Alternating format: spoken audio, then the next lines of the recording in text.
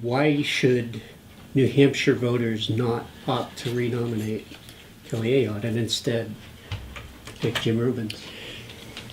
Well, I was a supporter of Kelly Ayotte back in 2010, helped her get elected. I worked with her as AG. I was chair, and you folks knew me in this capacity of Granite State Coalition Against Expanded Gambling. So I worked with her, and we were on the phone during the heat of legislative battles, which typically were every 2 years, sometimes even every year on gambling, and she would call me to get advice on what the AG should do on this. The AG has historically in our state very consistently, I don't think it's ever deviated, opposing monopoly casinos, gambling casinos in the state.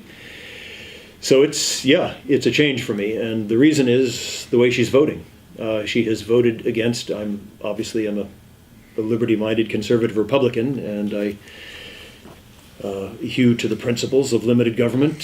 Fiscal sanity is extremely important to me, and some other issues we'll get into exceedingly important to me. And she's just been voting wrong, and I think quite a bit differently than people expected. She did promise to be a fiscal conservative and then voted for what is called the Cromnibus and Omnibus budget bills of 2014 and 2015. Those votes took place in December. And those two votes added $1.5 trillion to national debt. And as a business person, I've started and run 10 businesses. I invest in startup companies. I'm tuned into balance sheets and jobs and the economy.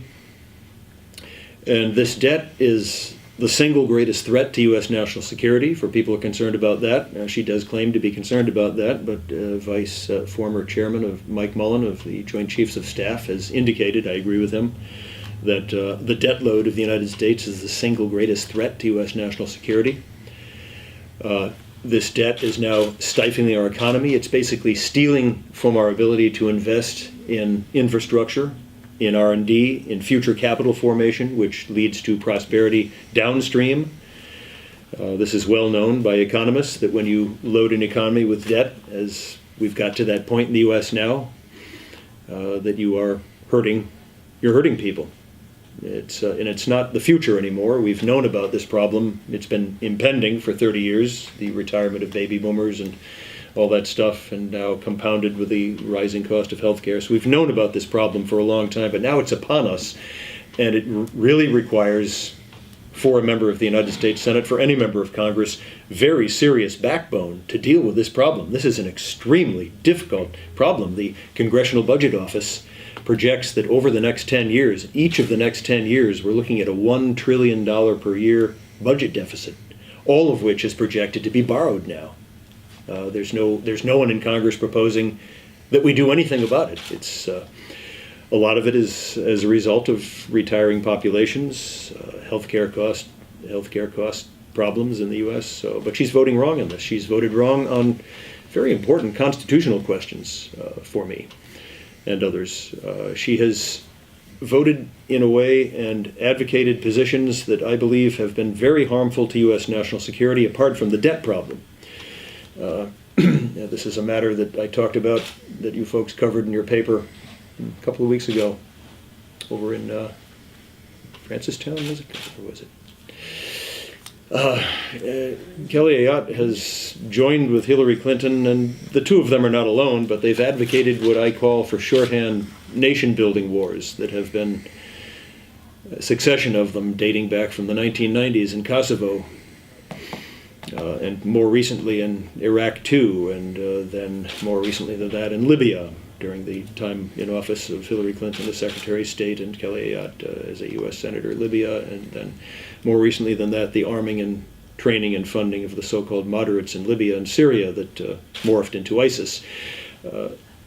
They have taken, Kelly Ayotte has taken positions which have been highly adverse to U.S. national security, contravening recommendations, very clear recommendations of our military leaders, saying these would be mistakes to engage in these interventions. They've been harmful, as I mentioned, to U.S. national security. And I'll tell you what gets me in the gut. When I was campaigning in 2014 for U.S. Senate, I was up in the North Country doing a town hall meeting one evening. And a veteran with no leg and on crutches came up to me. And it was dark outside at the time, and he said, "I want to talk with you privately outdoors," where he was implying that he didn't want anyone else to hear the conversation. So he goes outdoors, and this vet was definitely disheveled. And he told me about his PTSD and how his family had abandoned him because of his problems. And then he started crying. And he told me, I don't know why I was there. He was a vet in service during the 1990s. And I reflected very, very hard on this, very, very hard. And I spent a lot of time during a 2-year period after that immersing myself extremely deeply as any citizen could possibly immerse in the structure, nature of decision-making with respect to U.S. interventions and the extent to which it's been helping or hurting. And I came to and have come to the very clear conclusion that these interventions have been half-cocked, and they have led to, in association with other things, we now have 60 million refugees, primarily in the Middle East and North Africa. It's been devastating to these people's lives. We have half of our soldiers coming back from these wars, particularly Afghanistan and Iraq, disabled, half of them coming back disabled. 22 vets a day committing suicide. And ISIS now operationalized in 8 countries and now apparently fully operational on a coordinated or lone wolf basis in both of Europe and America. So what these folks have been doing has backfired. It has not worked. It has not worked for Americans, so this is another reason that I'm opposing her. I have a lot more on my website that summarizes reason for doing so. Other things that are of quite a significant concern to me is the energy issue, the climate issue, and I'm out of step with many Republicans on this. I do buy climate science. I accept the fact that the science, I was a chemistry major in college. I got up here because I went to Dartmouth College. I left before I completed my major because my parents got divorced and we ran out of money. I left college, but I do admire science. I invest in high-tech startup companies. I use science to make my decisions as to whether these companies have a good, bright future or not. And I differ with Kelly Ayotte and Maggie Hassan on their endorsement of President Obama's EPA global warming regulation. It's 600 and some odd pages of hyper complex, and complexity is the enemy of small business in America now. This kind of hyper complexity has been harmful to our economy. And James Hansen, who's probably the world's leading climate scientist, he was former head of NASA's science gathering operation, I think in Long Island. And he called this global warming regulation, these EPA global warming regulations that Hassan and Ayotte have signed on to, practically worthless. And the reason he said that is because if you read into, and it's on my website, if you read into the EPA's explanation about why they adopted these regulations, they say these regulations will do close to nothing to change the already ongoing trajectory by which coal is being replaced by natural gas due to existing market forces. So it's greenwashing. So, and I know I'm out of step with Republicans on this, basically accepting the reality of the science. But my job, were I a U.S. Senator, is the same I did when I was in the state Senate. Our job is to find a way forward, given the incredible deep differences of opinion about this subject and many subjects.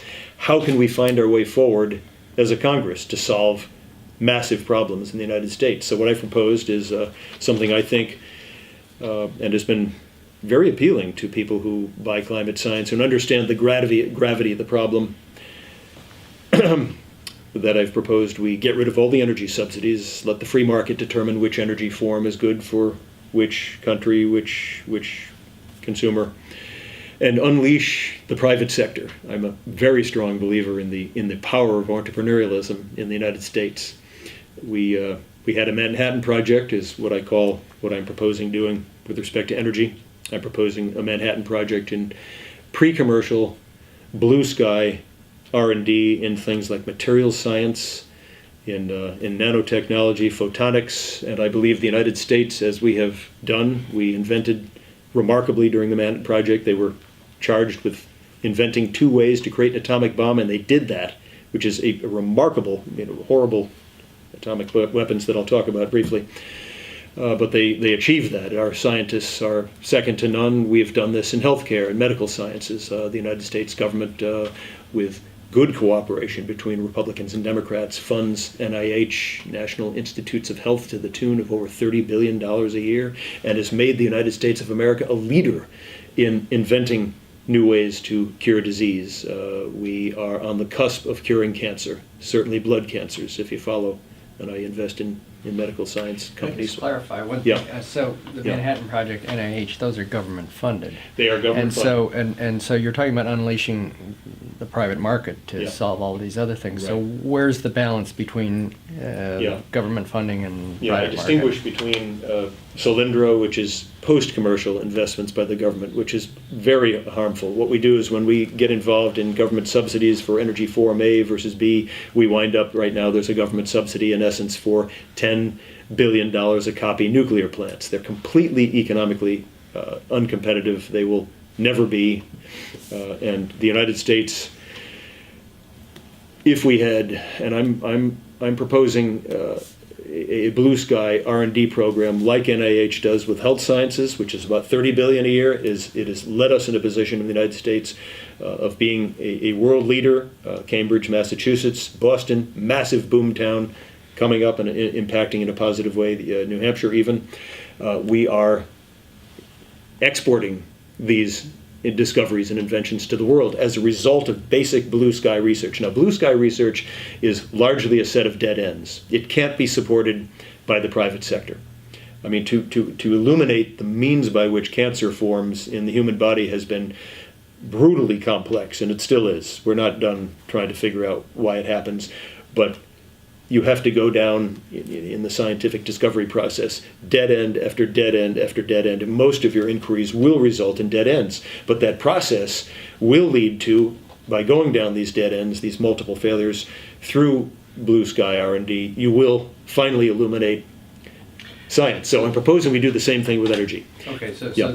there's Yeah. some government investment There that's is. necessary. There is. But so I'm proposing taking out the $4 billion a year we spend on post-commercial interventions in the energy marketplace. For oil, there is subsidy for oil. There's subsidy for nuclear. There's subsidy, obviously, for wind and solar and corn ethanol. There's a mandate.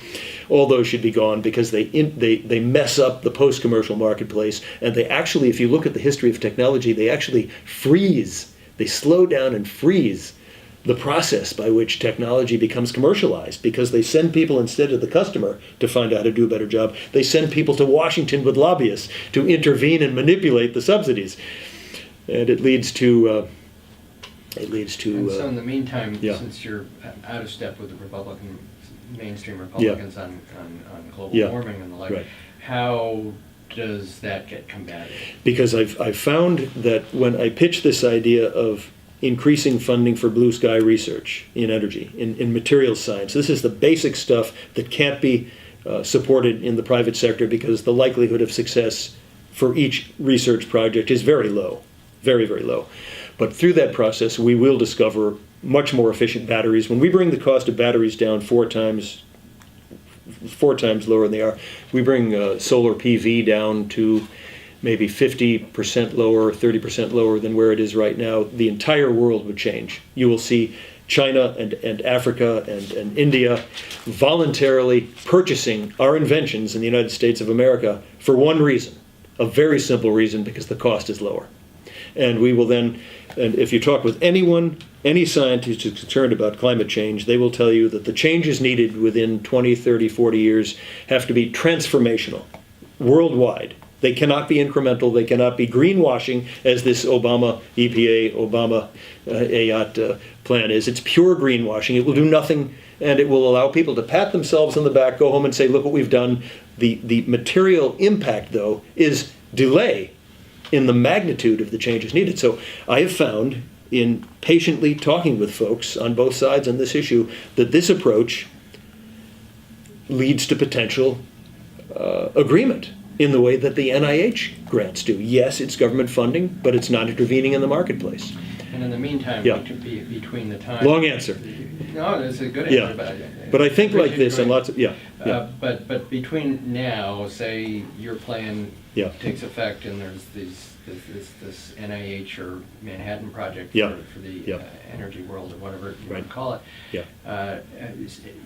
Ideas, before the ideas bubble up and take root, Yeah. is there a role for government in trying to control the current factors that are leading to global climate warming? This, I believe, would be because the end game, the end objective will be to greatly change technology, energy technology worldwide. But it's not going to happen overnight. It's not gonna right? happen So overnight. is there a role for government in between? I don't see another way to get there politically. I don't see another way to get there technically. I don't see that China and India will adopt using these highly convoluted cap and trade programs that I oppose. They are simply subject to gaming by interest groups. We've seen that now over the past 20 years. These sort of incremental, don't actually try to change the incentives and the marketplace dynamics, which are cost driven. Okay, without getting at the cost. The cost problem of clean technologies will never solve the problem. So to try to paper it over politically with incremental stuff that simply results in gaming by interest groups does nothing. We've seen that. Look at cap and trade in Europe.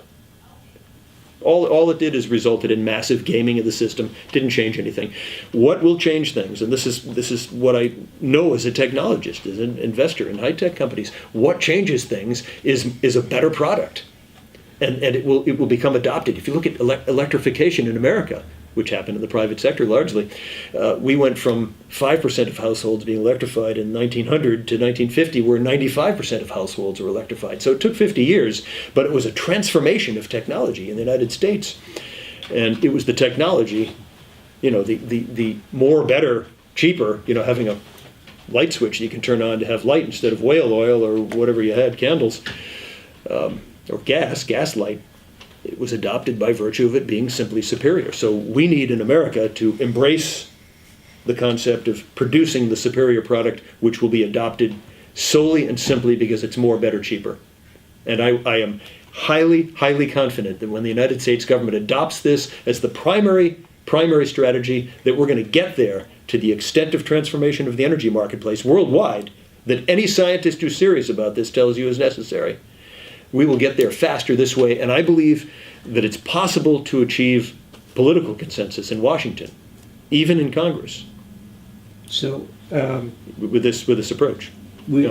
since we're on, Yeah. before we leave the topic of energy, Yeah, so we're not going to get there where you want to be overnight. not going to get there in 5 years. Government doesn't Yeah. really have a role in trying to suppress emissions or direct us in a particular direction. Yeah, So there's got to be, but in the meantime, we have energy needs. Right. So yeah, right now, natural gas is Right. the most economically viable, Right. Yeah. apparently, Yeah. major source of energy. right.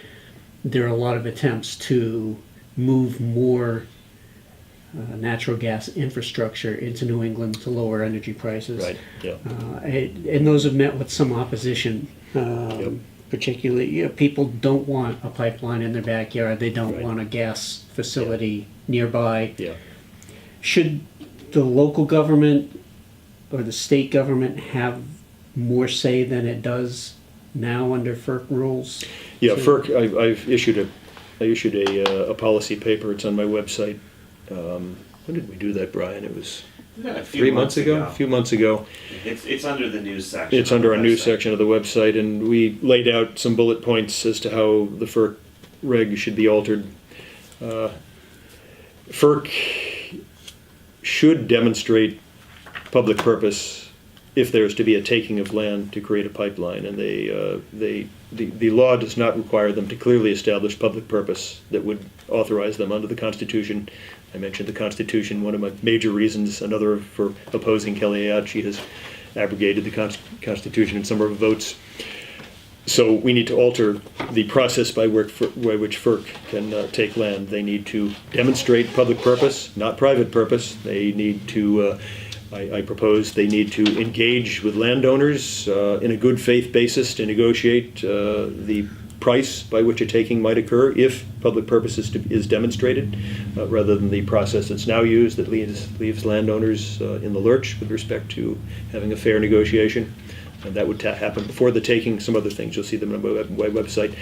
What the state should do is create energy corridors so that takings are not required. And we see the same problem for Northern Pass. We see the same problem with an east-west pipeline proposal. And the state legislature could, and there's a lot of support in our legislature, in the New Hampshire legislature, for setting up energy corridors, but the energy oligopolies, whether it be Eversource or the gas pipelines, they would prefer, obviously, for their own purposes, to own the land. Their rental fees can be higher that way. The disadvantage for the energy companies, the energy transmission companies, is that if the state owned the corridors, the state and the towns would get the revenues. I like that idea. I like the state, by virtue of renting out, for example, a corridor along 101 or 9 or north-south and 89 or Route 3 or 93. I would prefer to see the states and the state of New Hampshire and the towns get the rental fees. And the other advantage of this, the second advantage, is there's no taking required. The corridor is already established. So this doesn't mean that people who don't like people's land being grabbed away from them without their permission means that a person like myself doesn't see the need to accommodate energy demand. And there are other solutions. There's natural gas storage. There's believe it or not, oil can be used, because the peak demand that leads to these insane price spikes that we saw a couple of years ago are very, very short in duration. And you can actually mitigate them completely with things like demand reduction, storage of natural gas very, very near to the point of consumption. You can actually switch on oil-fired plants for just a few hours to mitigate these insane price spikes. So there are other things that we can do in the near term to fix the problem. But energy corridors is an important piece. Altering the FERC process, another piece. I guess I illustrate when I answer a question like this. This is the way I think. Okay, I went to Dartmouth College. I'm a chemistry major, and we have to have this kind of. We need a different kind of U.S. senator here in New Hampshire. We need a U.S. senator with backbone. You need a U.S. senator with imagination, because some of the problems appear intractable, where the two parties and position groups are so frozen that no one can make progress, that Congress is frozen up. So you need someone with imagination, and you need a U.S. senator with persuasiveness to break through and sell new ideas. Again, I started and run 10 businesses. I was in the state senate. I got SB 2 voting passed into law. I wrote our state's charter school law. That was very, very tough to achieve compromise and consensus on the exact elements of a charter school law that we now have in our state. I wrote our state's victim restitution law. I had to get various government agencies that are involved in incarceration and dealing with prisoners after they leave, to get people to agree on the structure of how a victim restitution law would work. And I'm good at doing those things. And we need, and again, it's backbone, it's imagination, it's persuasiveness. We need those skills in a U.S. senator, because our country's problems, whether it be debt or national security, or particularly, we haven't talked about this, the pressure on what I call regular wage earners in America, which is very intense right now. Wages have been going down for 15 years now. And Republicans need to have solutions that are meaningful to folks who are seeing their wages go down. The financial pressure on working families is very, very intense. And we have to have solutions to this. And getting solutions through Congress, no mean feat. And you can't have placeholders in the U.S. Senate, given the gravity and magnitude of the problems facing our country. And so I talk about a couple of issues there. Yeah. So let's talk about, you're talking about taking a different approach to getting things done, and bringing in different departments if necessary to solve a problem. So one of the problems that is big in this election cycle on the national level is immigration. Yes. You support Yes. Donald Trump, whose campaign metaphorically is built around build a wall. What is your solution to our immigration issues? Yeah, again, I'll direct you to my website. It has many parts to it, but we need border security. We had a press conference about 2 months ago on national security, and a fellow who was part of a group of citizens that would go down to the Arizona border, they put up night cameras, and he showed me a night cam video of people walking in single file across what really amounts to the open border we have with Mexico and Arizona, walking across with identically sized backpacks. What is in people in single file, where they were maybe 5-10 feet apart, one person to the other, backpacks all the same on every person, all identically sized. What's in the backpacks? Probably the drugs, probably the fentanyl that killed at least 200 people right here in New Hampshire last year. I vigorously disagree with Kelly Ayotte. She made a promise to voters in 2010 that she would not vote for amnesty and that she would vote to secure the borders. The borders today remain completely unsecured, wide open. Okay? The drug mules are walking with impunity right across the border. They're bringing in these poisons right to people right here in New Hampshire, and they're killing us. So what would I do about immigration? You do need border security. We need, if you look at this Gang of 8 bill that she voted for, there are parts of it that are not as well publicized. It would have tripled legal immigration. Right now it's about 1 million a year is legal immigration into the United States. It would have tripled it to 3 million per year. That's 30 million additional people in the United States over a 10-year period. There is an extent to which immigration is extremely beneficial to a country. There is an extent to which the rate of immigration prevents proper assimilation. You can see this in Europe right now. You create enclaves of people who don't assimilate, they don't learn the language. Talk to Mayor Gatsis. I don't know if you had him in here, Mayor Gatsis, yet? Yeah. He's the mayor of Manchester, and I've heard him speak a couple of times about this. And these are refugees, which is yet another category of immigration form we need to deal with. Refugees are brought into a city, they're given a small stipend of money, and they're simply put into the classrooms of his school. They do not know English, and they're sitting there in the classroom, and they're ordered to take these tests.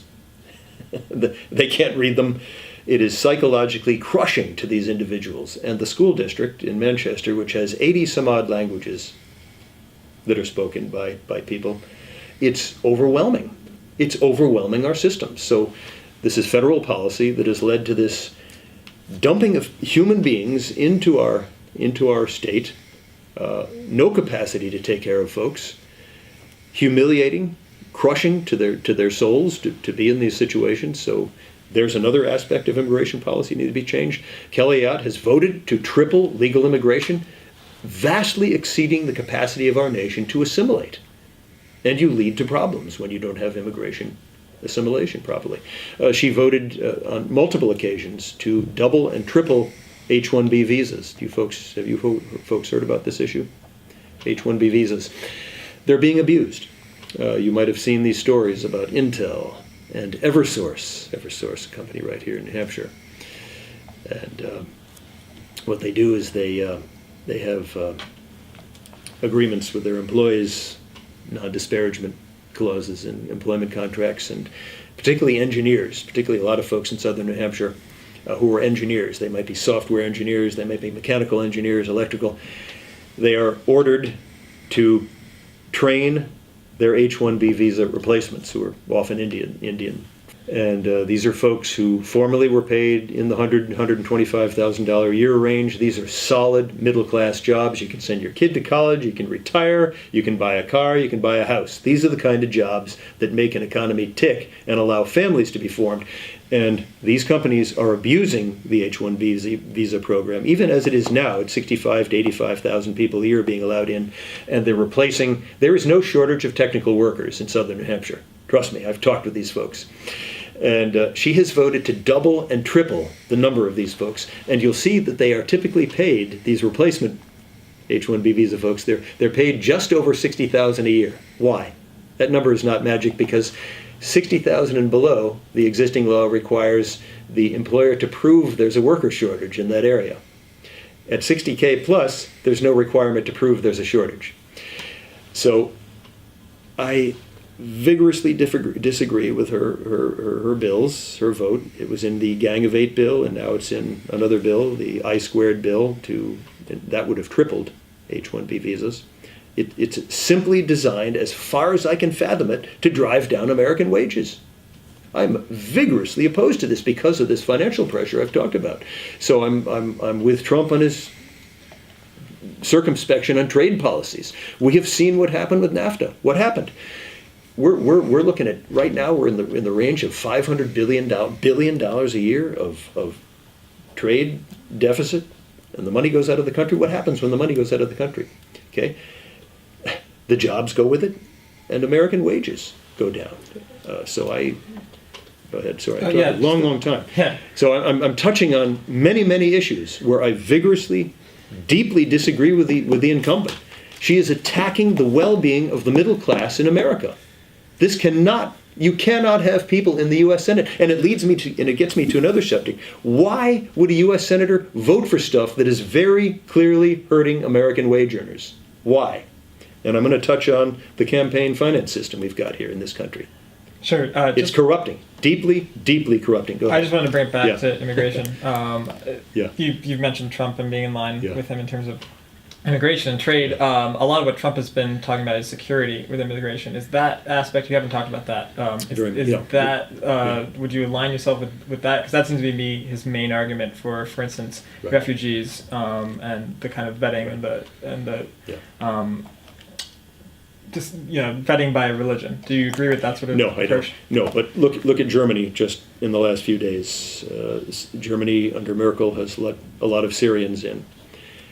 And Syria is subject to complete documentation fraud. So we don't know if a refugee from Syria comes to our door knocking, say, I need protection.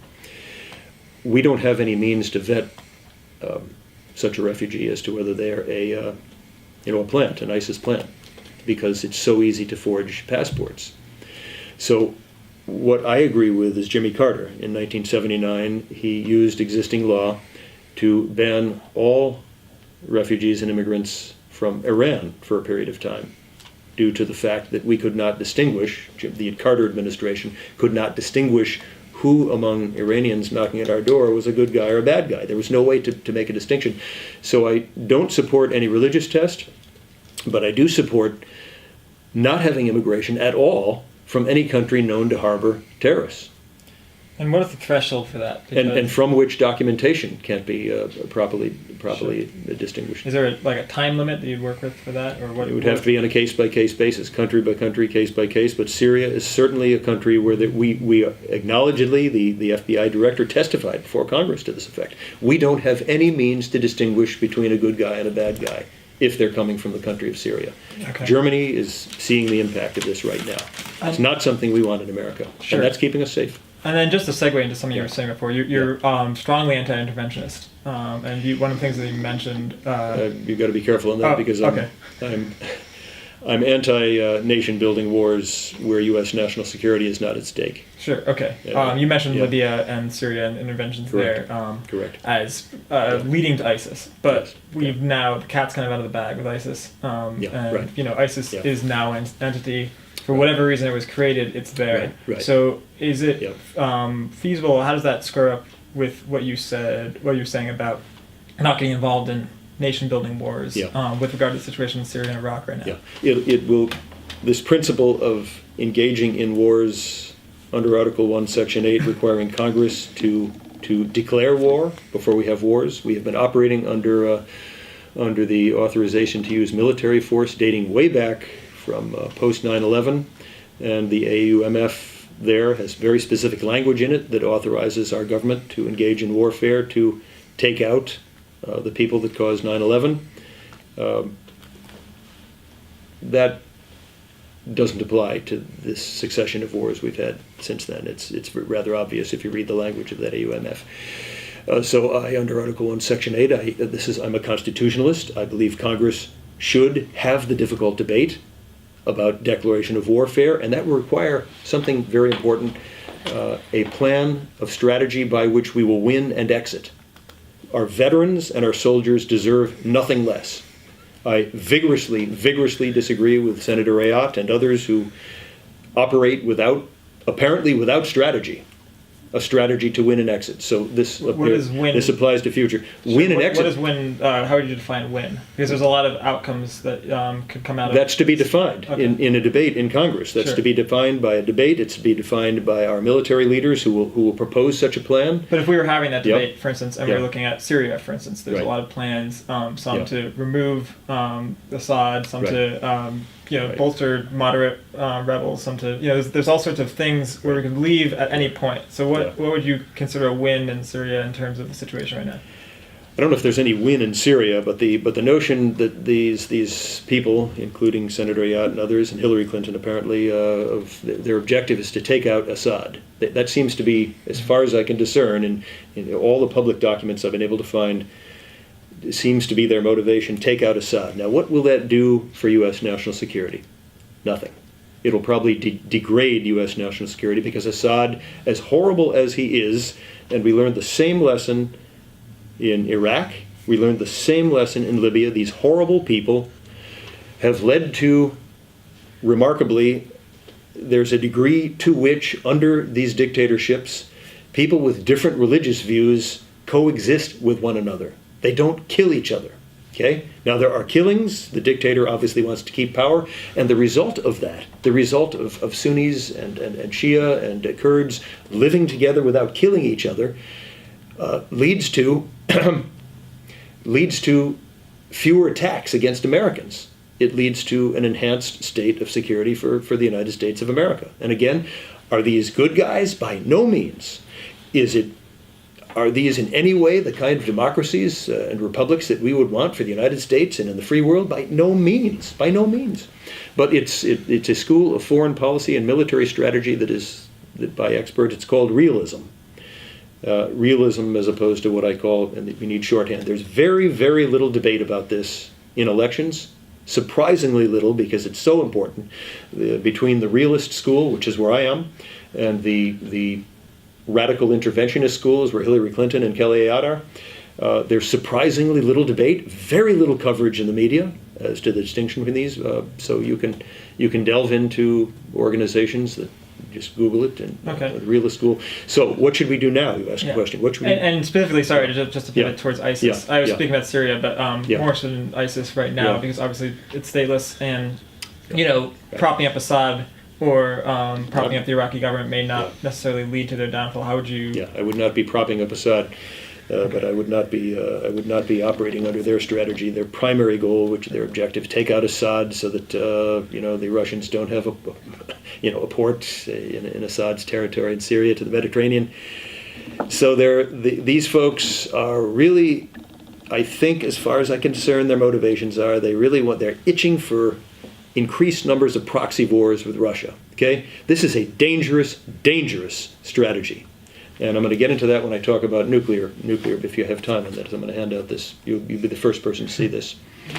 But nothing specifically against diminishing ISIS. What do we do with ISIS? Let me try to be brief on this. What do we do about ISIS now? The cat's out of the bag. Yeah. ISIS is formed. They have a caliphate over there. They've been contained. Russia has intervened to the extent. So I have a plan that I call quarantine and strangulation to deal with ISIS. It's realism based, and obviously we want to keep America safe from ISIS. I'm not a pacifist. We have to deal with reality on the ground as it is now. We made some mistakes. Those mistakes are now in the past. We should learn from them. Don't make that kind of mistake in the future. So we've got ISIS now. So in order not to go on for an hour on this, go to my website, and Keeping America Safe. You'll see one of my many 14-point plans. In brief, first point, you need border security in America. We don't want bad guys coming across the open border. I differ fundamentally with Kelly Ayotte on her votes to keep the border open and permeable as it is right now. Okay, it's highly subject to bad guys, and we already know drug mules coming in, and they're already killing us. It's got to be stopped. We need to cut off the money supply. We know from a leaked, it's on WikiLeaks, Hillary Clinton and this is now something we know to be true, Saudi Arabia, our so-called ally, is the number one funder, and the Gulf state monarchies are the number one world's funder of terrorism. Okay? These are our so-called allies. We've got to use every tool in the book, our diplomacy, economic, etc., and force Saudi Arabia and the Gulf state monarchies to stop funding terror. And that includes terror ideology by which the lone wolves are encouraged to become operationalized in Europe and in America. So Saudi Arabia has been funding these madrasas for decades now, and they have promulgated this variant of Islam called Wahhabism. It's at the root of the core ideology of ISIS, wherein people with different religions than their particular views are to be killed. Okay? This is their ideology. This ideology is killing Americans because it's spreading by the internet, etc. So we need a multi-pronged strategy to stop the promulgation of this, but it begins with forcing Saudi Arabia to stop funding the, in essence, schools at which this form of Islam is taught around the world. There are 20 to 30,000 madrasas around the world that are teaching this. It's Wahhabism, and then it's become this. So those are point one and point two of many points by which we defeat, keep us safe from ISIS. I won't go into any more because they go on for a long time. You can see I think long and hard about this stuff. And this stuff needs to be debated. It's not covered in the media. There's no exposure to the public that there's a different way to do this than taking out Assad, which will do nothing but cause more expansion of ISIS. They will become more effectuated if we attempt to do that. So, yeah. You mentioned Yeah. a couple of times, much earlier and then Yeah. more recently, talking about Senator Ayotte Yeah. and kind of in conjunction with Yeah. Hillary Clinton Yeah. and maybe others Yeah. being in favor of these wars of Yes. intervention Yes. in the Middle East. Yes. Now, Senator Ayotte obviously was not around on the national stage when we invaded Iraq. She was when we- around during when Libya. we invaded Afghanistan. Here's the documentation on this, and I wish the media would cover this. This is the Washington Post. These are other articles showing what I'm saying with respect to Libya and the arming, funding, and training of the so-called moderates in Syria, Iraq, who turned into the Caliphate ISIS. All predicted, warned against by our military leaders in 2011 and 2012 when these decisions were being made to bring Obama to the decision to do this stuff. Obama was a person who was, I don't know if you saw, he was right on the cusp on Libya. Clinton brought him over the edge. Are you folks familiar with that? So Do you agree with that? I don't know if you read a massive New York Times Sunday magazine expose on Obama's being close to the 50-50 yard line on Libya and Clinton forcing him over the edge on okay, Libya. but what vote did the Yeah. Senate take that, or put my specifically glasses on. did Senator Ayotte Yeah. take that Yeah. you point to? I will point to McCain resolution calls for safe zones and arming the Syrian opposition. This is in the Foreign Policy magazine, Josh Rogan, March 28, 2012.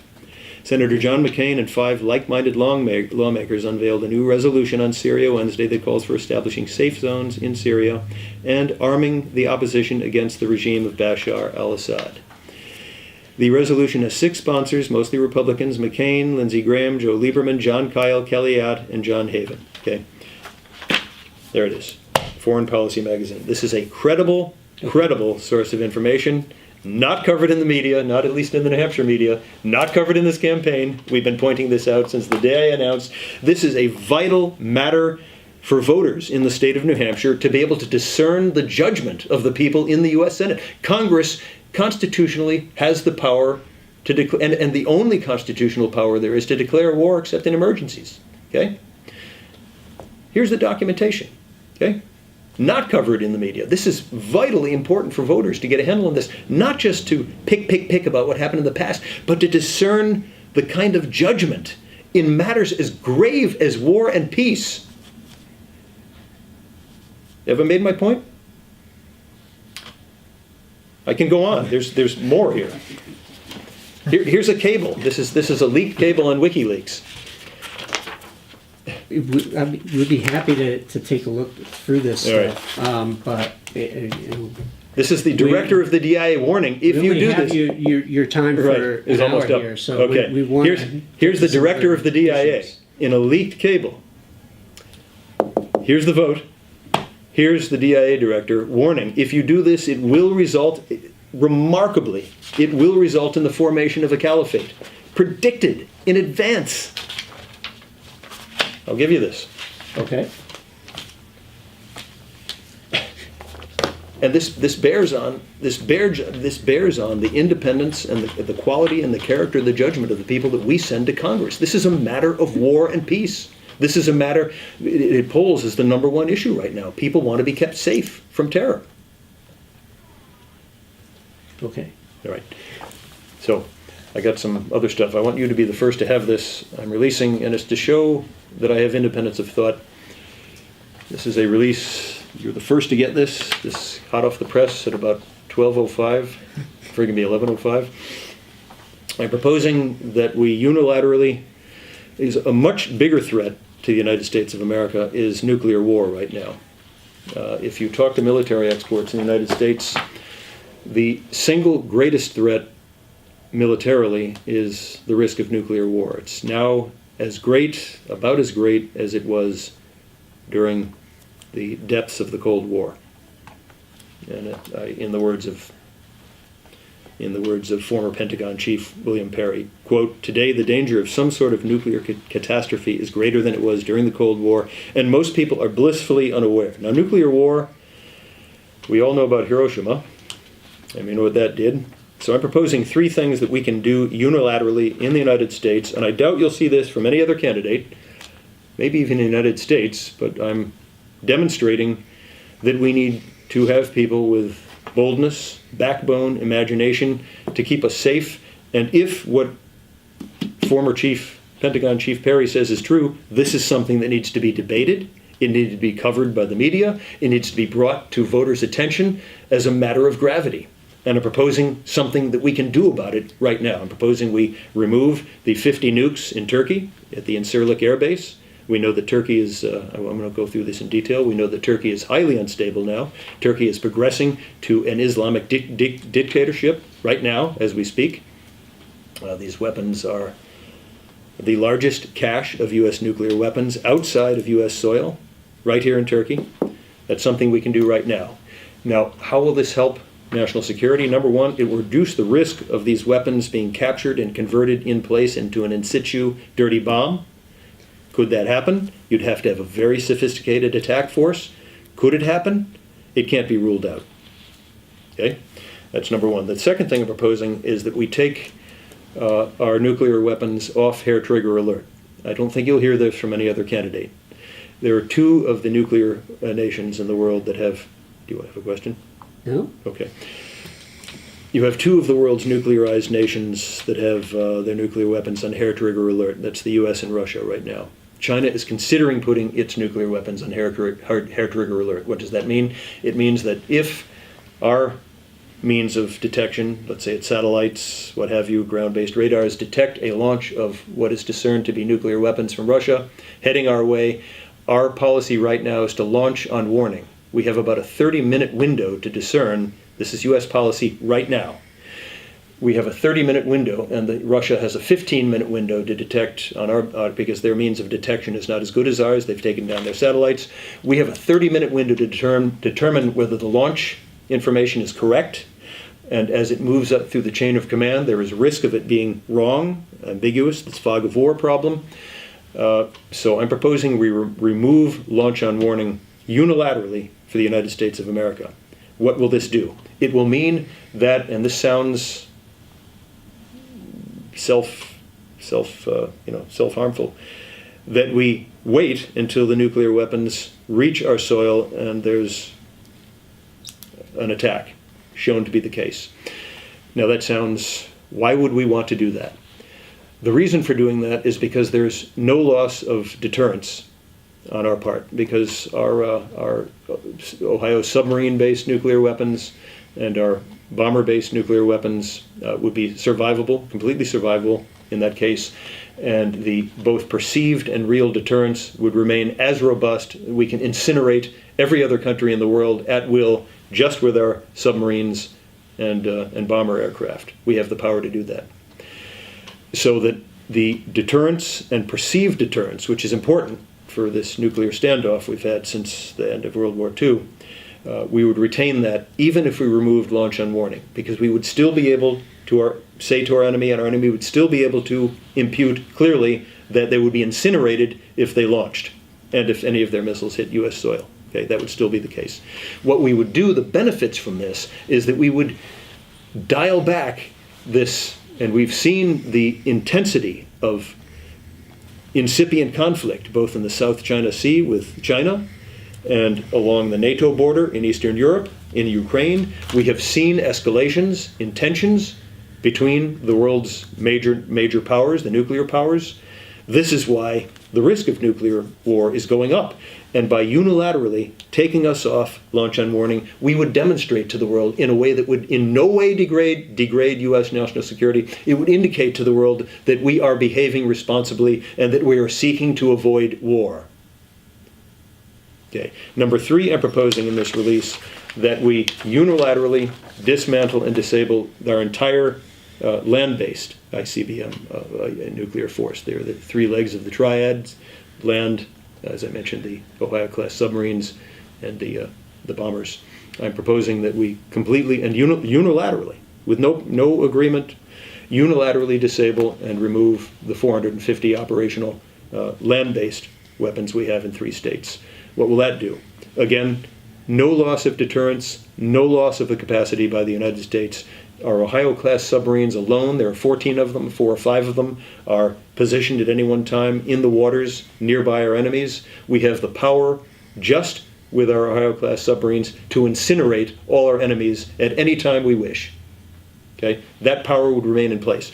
By removing the land-based weapons, we remove a target. Number 1, they are all, the locations of these weapons are all known to our enemies with precision. They know exactly where they are on the map. They are an inviting target. Number 2, again, we show that the United States is seeking to de-escalate, to reduce tensions. And the other advantage of it is it would save about $120 billion in the proposed $800 to $1 trillion nuclear weapons upgrade that the Pentagon is now bringing forth before Congress, for which there's no funding. So this would save up to about $120 billion long term, and I believe increase the prospects for peace in the world. So again, I'm illustrating something here with this, and you're the first to see this. Your newspaper is the first to see this. I doubt you will see this anywhere in the country from people running for high office. It's politically risky to do this. We're going to need people in the United States Congress, because the problems of this world, both military problems, the escalation of tensions around the world, you see this word from General Perry here. We need to deal with these problems. And if you have candidates for office that duck all the issues, that talk about, they do photo ops, but they avoid talking about anything sensitive, anything controversial, talking about the debt problem, our country is nearly bankrupt, the national security problems, the problems of middle-class wages,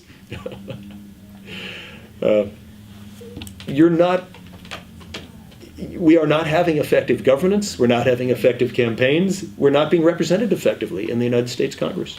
A case here about the kind of person I am and the kind of solutions I want to bring to the table, the kind of thinking required to break through the density and the difficulty of our problems. I'll stop there. I wanted to ask one thing that changed. Oh, did you have more on No, this? just to say, we are running low on time. So we kind of I didn't talk about do opioids. the, Right, that's the what speed I round here of answers. So opioids is right. I differ completely with Galiot on the drug war. Completely. Sure. Okay. Yeah. So if we just go right to Kara, what is Kara. the bill? Kara, it's nice. It's got some things in it that are good. There's no funding for it. Sure. Yeah. So I wanted to ask about that because you are you have touted yourself as a fiscal conservative and as someone to balance the budget. You talked about debt a lot. Right. Kara has not been obviously it's been put to appropriations. Right. What do you think should be the priority there in terms of balancing budget? at large and this opioid crisis. Yeah, opioid crisis, perfect example. We need, in the United States of America, we've got a lot of very, very serious social problems. By the way, I co-founded a drug and alcohol abuse crisis counseling center in Lebanon called Headrest. I wrote a book primarily focused on addiction. I have a lot of personal background on the addiction question on a policy basis and on a personal basis with respect to what I've done in my life as a volunteer.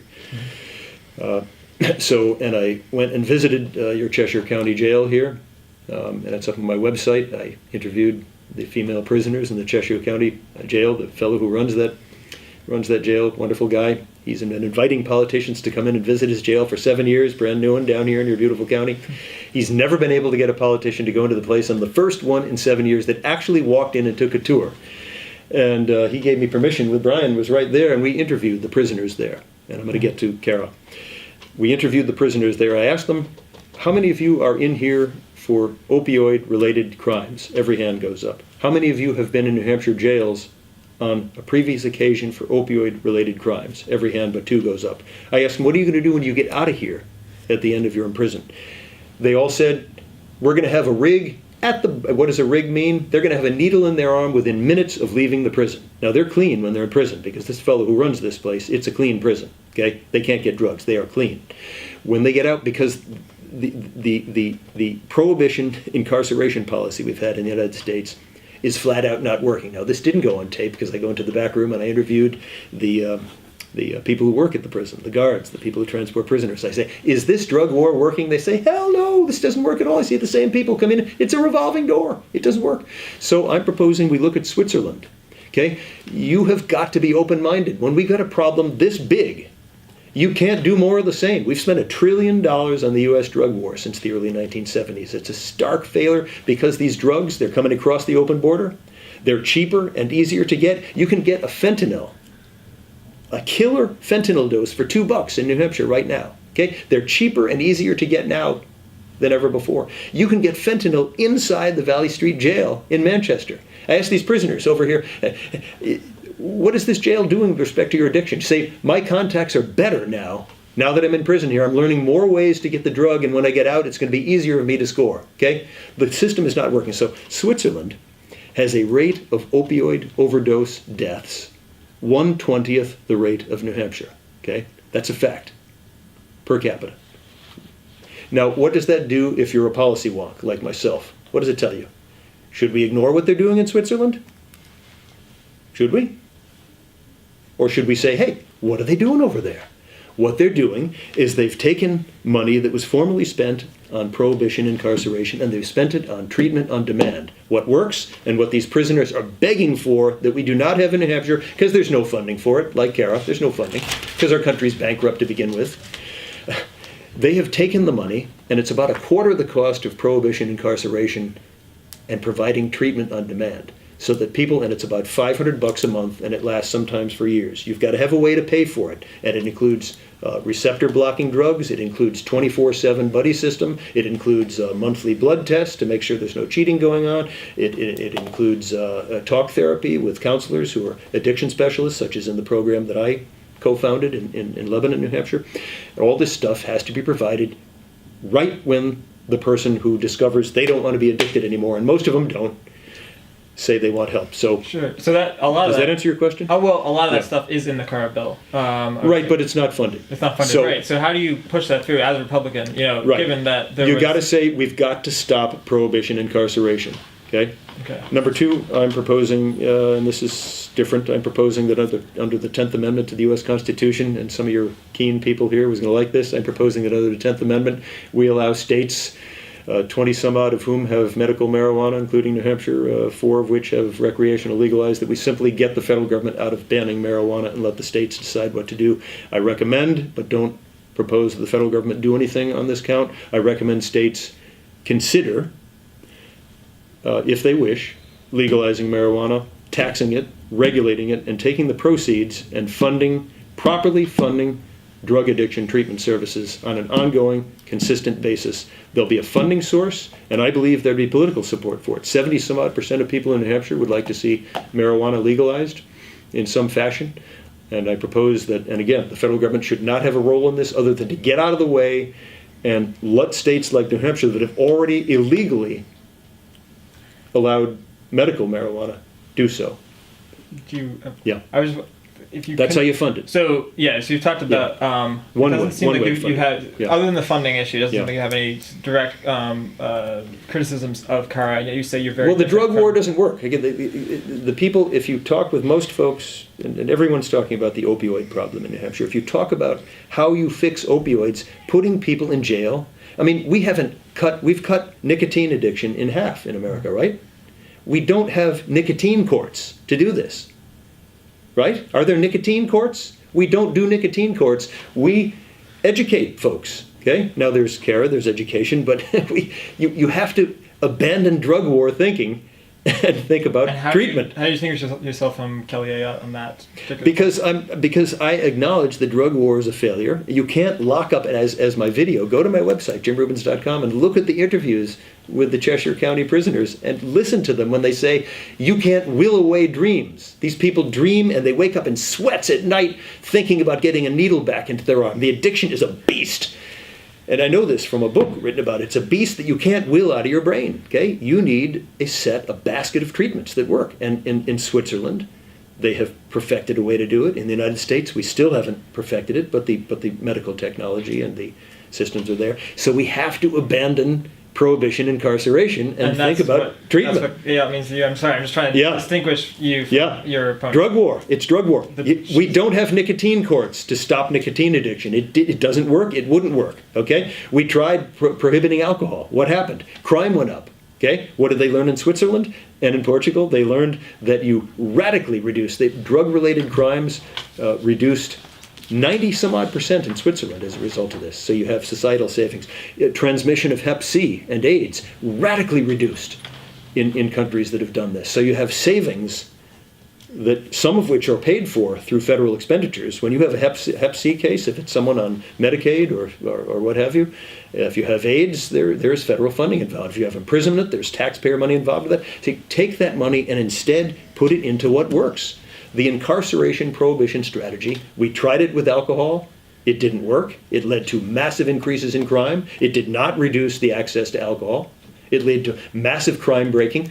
We have killed in Mexico through our prohibition strategy. Over 100,000 Mexicans have died in the drug war, directly attributable to demand in the United States, driven by the fact that we have these drugs. Maybe if there are further Yeah. questions, you can follow Yeah. up with them afterwards. 'Cause Yeah. I think we're about out of time. Okay. Yeah, I have one more thing that I want to Yeah. ask about. I'm a bit serious And about let- this because let this you stuff go. is very, very important to me, and we've got to.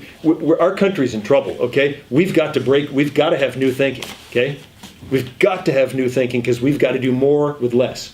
We're socially. I'll stop there. Go ahead. Sorry. So as a I'm a humorous person, actually. As a The issues are serious. Okay. as a constitutionalist, Yeah. what is your view on the Senate refusing to hold hearings on a Supreme Court nominee? Yeah. Mitch McConnell is obviously, I'm a big supporter of the Second Amendment. I don't know where you folks are, but I believe that Kelly Ayotte's vote with Loretta Lynch to empower Loretta Lynch to put people on a no-gun list without due process. The ACLU happens to agree with me that it abrogates due process. Doesn't work. Won't work. It will simply trap people unconstitutionally, taking away their rights without having been found guilty. If a person is suspected of terrorism and there's evidence they are a terrorist, that they're consorting or collaborating with terrorists or about to commit a crime, by all means under the Fourth Amendment to the U.S. Constitution, go before a judge, find and prove probable cause, and begin investigating that person under the Fourth Amendment properly and appropriately, and then arrest that person if conditions allow. So again, I'm a constitutionalist. I differ with Kelly Ayotte's approach toward and this bears on the Supreme Court. Okay. Kelly Ayotte voted for Loretta Lynch. Okay? she said she would have voted for Sonia Sotomayor. So if you're a constitutionalist Republican, such as myself, who believes in the first of the 10 amendments, including the First Amendment, which is very important, the fourth, the second, that you would not want to subject the Senate to the risk of weak-minded, weak-kneed people who claim during campaigns that they back the Constitution and then wilt under the pressure, media pressure, and would confirm the nomination of nominees by Obama, who do not favor consistent support of the Bill of Rights and other parts of the Constitution. So it was Mitch McConnell determining that there are weak members of his caucus who would wilt. I won't name who they are, but you might be able to infer who he thinks they are. Again, Kellyanne said she would have voted for Sonia Sotomayor. It was a defensive move by constitutionalists in the U.S. Senate. But it was constitutional. It was according to the process to not even hold a hearing. The Senate can either hold hearings or not hold hearings as it wish. The Constitution doesn't put U.S. senators at gunpoint and say you must show up to a hearing. So it's as long as Republicans control the U.S. Senate or even have filibuster, 41 votes, it's up to the president, whatever party that president might be in, to nominate people who will uphold the Constitution. But just so I can understand this, Yeah. so there are certain parts of the Constitution as a constitutionalist that Yeah. should not be violated in any respect, but a clear mandate from the Constitution to hold hearings and advise and consent on a nomination should not be upheld. There's not a mandate that the Senate have a hearing. The Senate's advise and The words of the consent. Constitution are. The Senate's advise and consent is So the Senate shall advise and consent. and this is the Senate's advising and not consenting in this case. The Senate, by not holding a hearing, is clearly And so when in the stated. process of a 4-year term of a president Yeah. does that kick in? It kicks in at all times for me during an entire 4-year term, because if a nominee comes before the United States Senate who will not uphold the United States Constitution, that person should not be And so is it approved by effective the U.S. Senate. government if I myself, and yeah, if I can I'm just sorry. finish my question, Yeah, is it an sorry. effective government if there is a Republican president and a Democratic Senate refuses to hold hearings on a Yeah, Republican? which they've done. Yeah, obviously they've done that. There's this, it's the Biden rule or whatever it is. I don't know if I buy that or not. Personally, I would have no trouble at any time during a 4-year term voting yes or no on any nominee at any time. So I myself personally don't have a problem with hearings, and I don't have a problem with voting up or down. But I understand why Mitch McConnell has done this. So he announced, we're not going to hold hearings We're on not going to this hold hearings. before the nominee was presented. So how then do you come to the conclusion that this was based on a Yeah. nominee who wouldn't uphold I can only speak about myself. your other... I can only speak about myself. I was quoted on NH1. You can probably dig up the video footage where I said I'm perfectly fine voting up or down on, because I didn't know who the nominee was going to be at the time. And you'll see that if you go to NH1's archives. And that was, when was that, Brian? April. Aprilish. Yeah. It was right after the justice died, Scalia died, and before the new nominee was made public. I was quoted as, and it's on tape, as saying I don't have a problem. Once the nominee's name became known, Mitch McConnell adopted this policy, and I can only attempt to explain why he adopted that policy. It's to protect America from weak-kneed Republicans. That's my only explanation of why he did what he did. And as one who defends the Second Amendment and the individual right to keep and bear arms in defense of self, family, and community, I would not be able to vote for any nominee who was not strong on that issue. And Garland is very weak on that issue, and for that reason alone, it deserves a no vote. But a vote nonetheless. As I said, me personally, I don't have a problem. I don't have weak knees. You can see this during this interview, right? Do you see weak knees here? You're not going to They're make... hidden by the table. So What? I hike mountains. I hike 4,000-foot peaks. They're not replaced yet. So I don't have weak knees. I have a backbone. So I don't personally have a problem taking tough votes. Never have, never will. Some people do. You know, I didn't get into... Do you have 3 or 4 minutes to talk campaign finance reform? First- So yeah, I'm not a believer of finger in the dike. We've gone through 2 waves of major finger in the dike, attempts to reform a campaign money system. Most recently with McCain-Feingold, it failed. Okay, because money will find a way. It'll permeate, find a way to get to candidates and corrupt the system. Money is corrupting the system. So I'm proposing that we have recognizing the fact that money will find a way.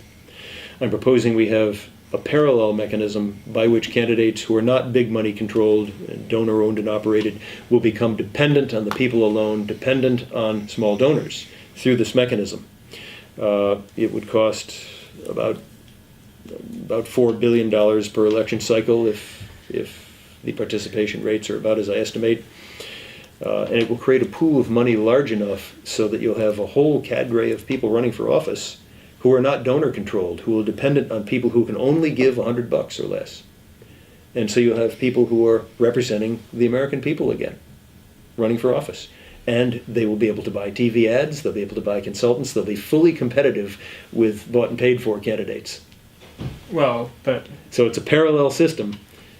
how would they actually compete if one candidate does have that kind of donor support? That's a fact. You'll have candidates who are going to be big money controlled, donor Sure. operated, PAC controlled, bought and paid for, but then you'll have competitive citizen finance candidates like they got in Maine. Maine has a system like this. It's been operating since the year 2000. Most of the legislators in Maine are publicly financed. They call it public financing in Maine. It's a different mechanism I'm talking about. And if you read the reports that are required to come out in Maine every few years, the people who serve in office say it's amazingly refreshing because now when a lobbyist comes into my office, I'll listen. But there's no special clout. And I am free to represent my people. Yeah. So that addresses Yeah. people, candidates having the resources to run a campaign without large donations. Yeah, without special interest. What's your thought on transparency?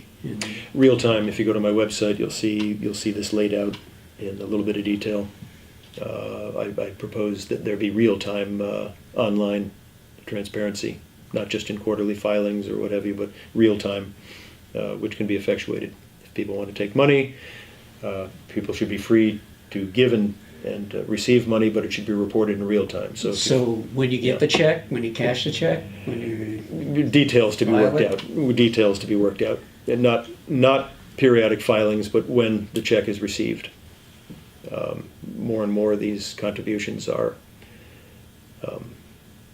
electronic now, and it would be easy to automate. I mean, I automate my credit card contributions are very automated right now. It'd be very easy to do this and make it real time reporting compliant. Yeah, I can tell you when I did some work for New Hampshire Rebellion, name you're probably very familiar with. I did Republican outreach for them, and one of the things, and I asked all the Republican presidential candidates because I was doing the Republican outreach, and I asked them for their ideas. This was the number one thing that came up: full disclosure in real time. And they think that by doing that and by lifting the caps of limits to the candidates themselves, because the candidates are limited per election cycle, whereas super PACs there's no limit. Yeah, it can eliminate the need for the super PACs, and you get to see fully who's buying who. You see it right away. Not because with the quarterly filings, you're not going to know now for the last 2 months, 3 months of this campaign until after the election is over who donated what. So do you know if your candidate's bought and paid for right now under the current system? Absolutely not. You'll find out when it's too late. But you can go to opensecrets.org and you can see where Kellyanne is getting her money, which is why we call her K Street Kelly. I saw that. It's pretty clear, And I don't know if you folks saw that study done by these Princeton social scientists where they tracked 2,000 pieces of legislation over a 20-year period, and they determined the extent to which the legislation, the outcomes were consistent with big interest groups, big money interest groups, or consistent with average voters. And they used opinion polls to determine what different groups of people wanted, and then they looked at the outcome of the policy question in Congress. Did it pass? Did it fail? And they found very distressingly, depressingly, that the average member of the public in the U.S. has essentially zero influence over policy outcomes in Washington, and big money interest groups have significant, measurable influence over the outcome of policy questions. It's why one reason Americans are so frustrated with Washington is the corruption of the money system. Completely corrupted.